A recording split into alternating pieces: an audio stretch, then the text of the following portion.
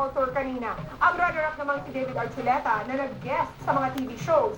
Pinilian ang gusto ng fans. Ang sikatid ni Nelson Canlas. David? Hi. Ngiti ang bati sa amin ni David Archuleta kaninang umaga.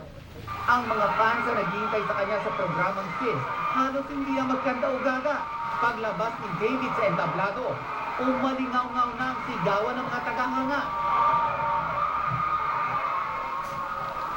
Ito ang kauna-unahang beses na ginamit ng programang CIS, ang napakalaki at high-tech na Studio 7 ng GMA para i-welcome ang isang foreign guest at para pagbigyan na rin ng 1,000 fans na mapanood si David Archuleta.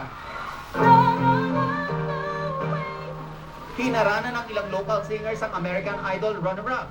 Di niya na itago ang paghanga. Filipinos are so amazingly talented.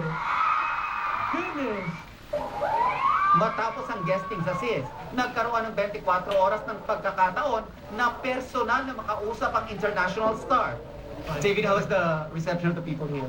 It's been incredible. Everyone's been so friendly and so nice here. It's been really cool. Matapos mag-lunch si GMA, tumulak si Archuleta sa Broadway Centrum para sa kanyang guesting sa Itbulaga. Muling nagpakitang gilas ang American Idol runner-up.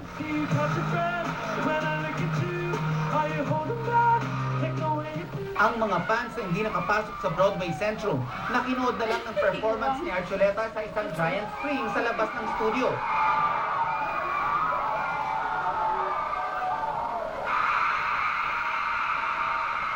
Nakabibiging hiyawan din ang sumalubong kay David Cook sa kanyang mall show sa SM North EDSA.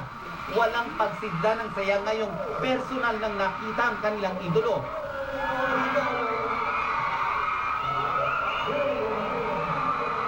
Bukas, mapapanood ang dalawang David live sa 24 oras.